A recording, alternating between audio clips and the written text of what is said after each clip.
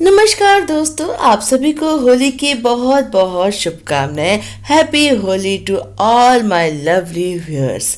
आपकी नज़रों ने समझा कि आज के एपिसोड में क्या होने वाला है, चलिए बताती हूँ। दर्श अपने छोटे भाई से अपने दिल की बात बता चुका है। उसे बता चुका है कि मुझे प्यार हो गया है।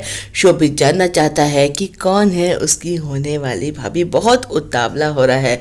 दर्श कहता है कि ऐसा कोई मौका नहीं था जब उसने मुझे गलत ना समझा हो, लेकिन उसने इसी गलतफहमी में मुझे एक बहुत प्यारा सा नाम भी दे दिया, लफंगा। ये सुनकर शोभित समझ जाता है कि वो लड़की नंदिनी है। कहता है कि नंदिनी, भाई आपको नंदिनी से प्यार हो गया है।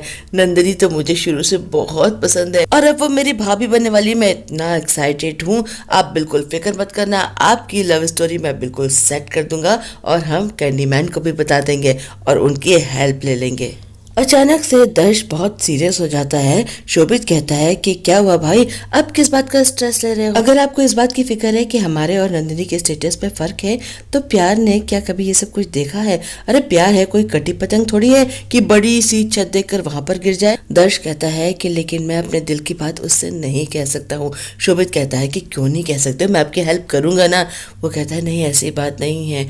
मेरी जिंदगी में तो अंधेरा है, लेकिन इतने साफ दिल की लड़की है नंदिनी, मैं उसकी जिंदगी में अंधेरा नहीं कर सकता। उसे मुझ जैसा जीवन साथी नहीं मिलना चाहिए। वो जिंदगी में बहुत अच्छा डिजर्व करती है। तुम सबका प्यार मुझे मिल रहा है, मेरे लिए बस इतना ही काफी है। किसी लड़की का प्यार पाने की कोशिश करना भी गलत होगा मेरे लिए। ये सुनकर शोभित रोने लगता है। उसे बहुत गिल्ट हो रहा है। कहता है कि भाई ये सब कुछ मेरी वजह से हुआ ना। उस दिन वो मुझसे एक्सीडेंट होता, ना आपकी आंखों की रोशनी जाती। मैं बहुत गिल्टी फील कर रहा हूँ। मेरी वजह से आज आप अपने आप को किसी के प्यार के काबिल नहीं समझते। दर्श उसे चुप कराता है। कहता है कि बिल्कुल रोना बंद कर। ये क्या बात हुई भला? उस दिन हो सकता है कि गाड़ी मैं चला रहा होता तो यह हादसा तेरे साथ भी हो सकता था ना। खुद को गिल्टी मानना बंद कर। शमिका राजवी से मिलने के लिए उसे कॉल करती घर के बाहर मिलाती है। राजवी कहती है कि मुझे यहाँ क्यों बुलाया है? शमिका कहती है क्योंकि जो कुछ मैंने किया था उसके बाद मैं घर आने की हिम्मत नहीं कर सकती थी। वो कहती है कि आज मैं दर्श से मिली, वो कितना खुश है अपनी मंगेतर के साथ। ये सुनकर राजवी चौंक जाती है। कहती है तुम किससे मिली हो?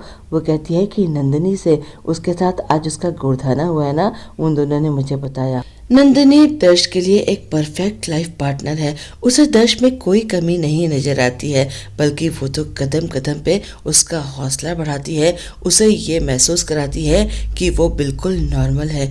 मेरे मन में दर्श के लिए जो चिंता है वो दया बनकर बाहर आती है, जो उसे तकलीफ देती है। लेकिन नंदिनी ऐसी नहीं है। राजवी ये सारी बातें सुन रही है और कहती है कि उन दोनों को तुम्हारे सर्टिफिकेट की जरूरत नहीं है। वो अपने ईगो में है। शमिका को सच्चाई नहीं बताना चाहती है कि गोरधाना किन परिस्थितियों में हुआ था। शमिका कहती चली जा रही है कि मेरी शादी हो गई है और मेरे पति और मेरे दोनों के पास नजरें हैं, लेकिन फिर भी हम दोनों एक दूसरे से नजरें चुराते हैं। लेकिन नंदिनी और दर्श, जब मैंने आज उन्हें मंदिर में देखा तो मैं देखकर हैरान रह गई। कितने खुश है दोनों एक दूसरे के साथ। राजवी ये सब कुछ सुनकर हैरान रह जाती है, लेकिन वो शमिका से कुछ नहीं कहती है। शोभित बहुत परेशान है, बहुत दुखी है। उसे लगता है कि उसके भाई की जिंदगी में प्यार उसकी वजह से नहीं आ पा रहा है। चार्मी कहती है कि रिलैक्स, धीरे धीरे सब कुछ ठीक हो जाएगा, थोड़ा वक्त दो। और तुम्हें कितना टाइम लगा था मुझे प्रपोज करने में? शोभित का जन्मदिन है। चार्मी कहती है अब बस सब बातें सोचना बंद करो और तुम्हारा मूड कैसे ठीक करना है मुझे पता है। वो एक हॉरर मूवी लगा देती है। शोभित को उससे बहुत डर लगता है। चार्मी कहती है कि तुम जब ऐसे डरते हो ना तो बहुत क्यूट लगते हो। नंदिनी के मन से भी दर्श का ख्याल जा ही नहीं रहा है। उसे भी दर्श से प्यार हो गया है, लेकिन अभी उसका एहसास उसे नहीं हुआ है। वो बार बार शमिका के बारे में सोच रही है और सोचती है कि कितनी सुंदर थी और क्या पढ़ी लिखी थी, कितनी बढ़िया अंग्रेजी बोलती थी और कितनी अच्छी लंबाई है उनकी, एकदम दर्श साहब के बराबर की।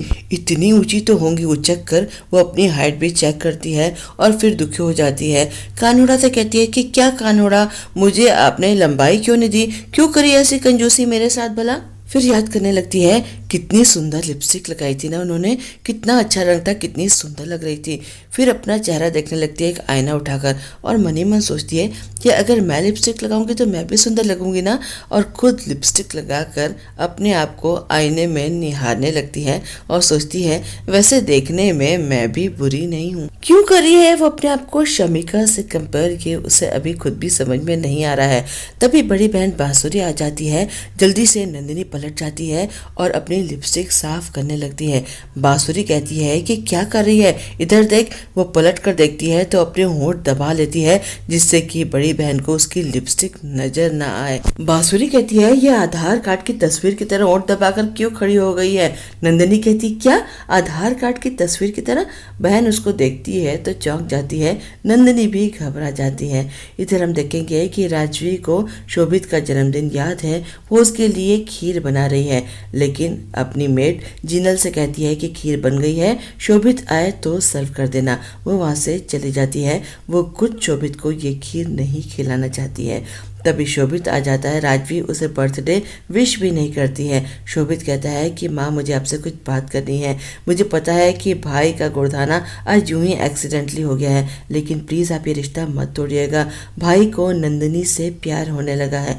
ये सुनकर राजवी चौंक जाती है। कहती क्या दर्श को नंदिनी से प्यार होने लगा है, ये कैसे हो सकता है। उस लड़की की मेरे बेटे से भला क्या बराबरी। गाँव की लड़की है, पढ़ी लिखी भी नहीं है, और मेरा दर्श इतना पढ़ा लिखा सोफिस्टिकेटेड है।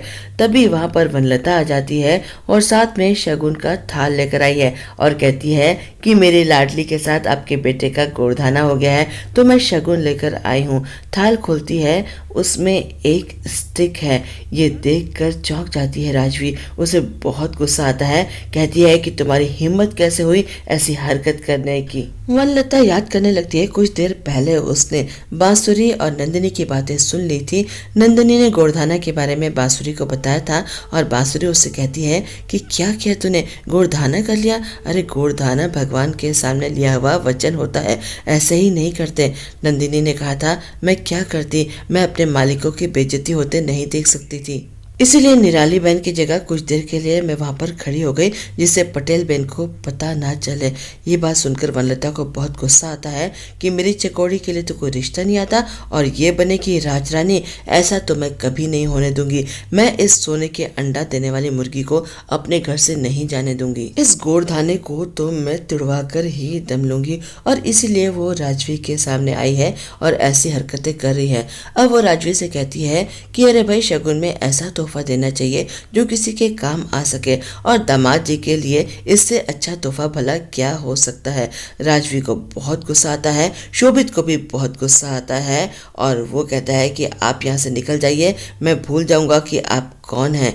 राजवी कहती है कि सिक्योरिटी को बुलवाकर इसे यहाँ से फेंकवा दो, मुझे इस औरत से कोई बात नहीं करनी है और गोरधाना कैसे तुड़वाना है पंडित जी को बुलाकर मैं अभी बात करती हूँ। वनलता से कहती है कि गोरधाना तुड़वाकर हम आपको खबर कर देंगे। वनलता हाथ जोड़कर वहां से चली जाती है। उसकी चाल कामयाब हो गई है। शोभित बहुत दुखी है कि माँ इस रिश्ते के लिए राजी नहीं हो रही है, जबकि भाई तो नंदिनी से प्यार कर बैठे हैं। उसे समझ में नहीं आ रहा है कि मैं करूँ तो क्या करूँ। तभी चार्मी का फ़ोन आता है और पूछती है कि आंटी ने तुम्हें बर्थडे विश की। वो कहता है कि नहीं, वो भाई के बारे में बात कर रहे थे ना तो टेंशन हो गई थी, वरना माँ जरूर विश करती। लेकिन चार्मी उसे फिर से विश करती है। इधर दर्श नंदिनी के ख्यालों में खोया हुआ है, फिल्मी गाने सुन रहा है और मनी मन सोच रहा है कि ये सब कुछ बड़ा फिल्मी से लगता है, लेकिन सच्चाई तो यही है कि मुझे प्यार हो गया है। मेरी रातों की नींद, दिल का करार चला गया है, मेरी भूख प्यास सब चली गई है।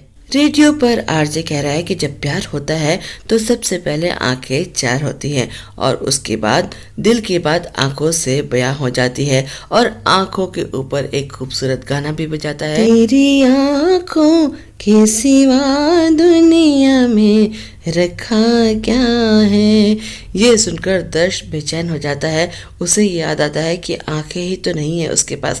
बस आज इतना ही।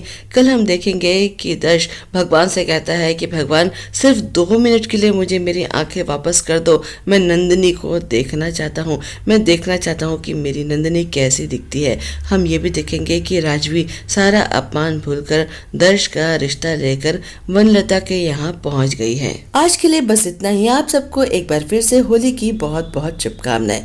कल फिर मिलते हैं। मैं चलती हूँ। बाय।